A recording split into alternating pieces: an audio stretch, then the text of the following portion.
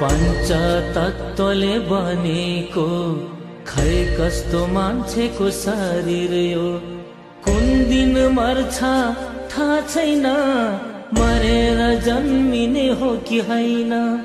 यस्तो मान्छेको चोलामा मनलाई राखौं धर्ममा, शरीर त एक दिन मर्नु छ, ढुङ्गा माटोमा मिल्नु छ। शरीर त एक दिन मर्नु छ, ढुङ्गा माटोमा मिल्नु छ।